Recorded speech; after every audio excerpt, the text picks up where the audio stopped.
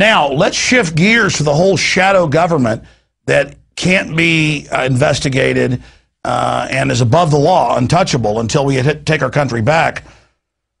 I remember seeing Paul Watson break this about 5 months ago at prisonplanet.com.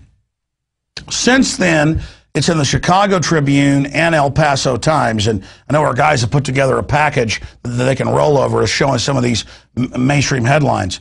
But the CIA, just 3 days ago, it was confirmed, did go ahead and declare national security in this trial where the head of the Sinaloa, that's the #1 drug cartel in Mexico, who got caught by the Mexican government, has said, look, I have U.S. government immunity.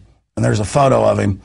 And the DEA and others came in to the court hearing, and they've now released a PDF of that on the federal government's own servers, where they go, yes, it's true. This guy works for us. He shipped narcotics into the United States. We ship guns into Mexico to knock out their competition. And then, of course, they have the side issue of then demonizing the Second Amendment. So the federal government is shipping tens of thousands of weapons into Mexico to certain cartels to wipe out cartels that aren't laundering their money through them. And what the head of the Sinaloa cartel has now claimed, he was the head of U.S. operations, so I guess #2, has now been confirmed. And there's just part of the federal affidavit where they're saying, yeah, he's been told he has immunity. But it's a good lesson not to serve the dark side, because they always burn their own minions. Now, let's turn a bit farther afield to Afghanistan. You've heard in the last 2 days there's rocket attacks, guerrilla attacks on the U.S. embassy in Kabul there in Afghanistan. And what's really happening is you've got tribes that have their own opium fields burned by U.S. forces, but then select groups are allowed to grow their opium. That's why troops go in and say, are you part of our group? And if you're not, they burn your fields. And so basically it's a drug war over $500 billion a year in opium. 92% of world opium production comes out of Afghanistan alone. Pre-invasion 10 years ago, only about 11%. So it's up, I don't know, 9-10-fold, close to that.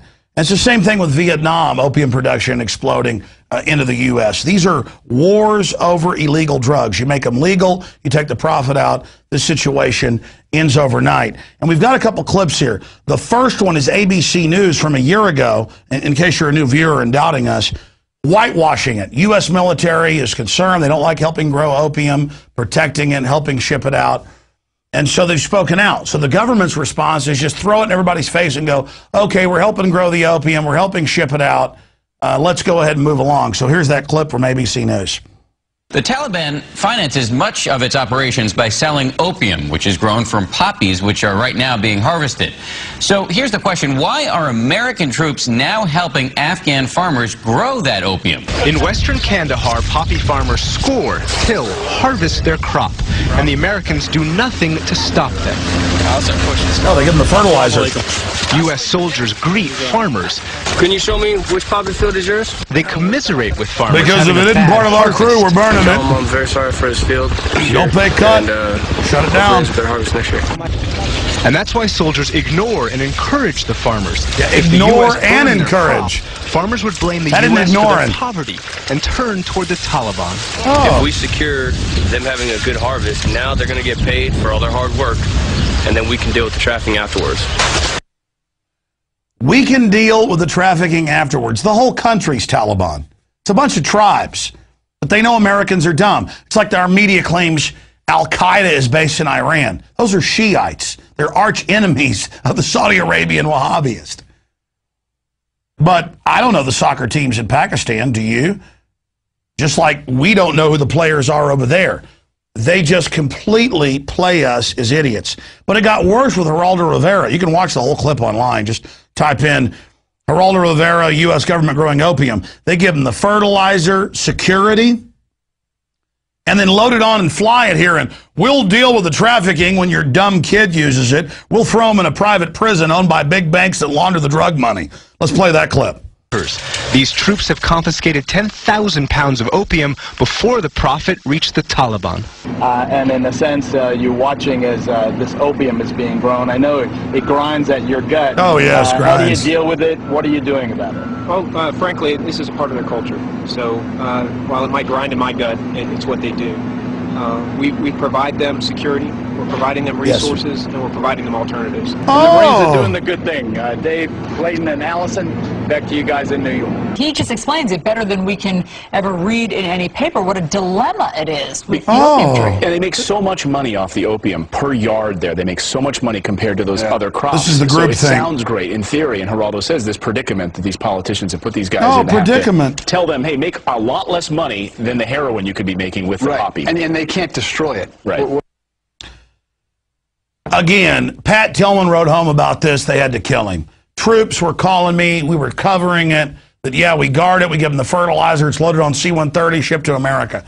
So the system said, look, we'll just throw it in your face. I was listening to Bloomberg Radio this morning, and they were going, yeah, Europe's imploding. We're setting up a banking dictatorship. Ha, ha, ha. But are Americans going to get concerned? And the host said, no, Americans are dumb.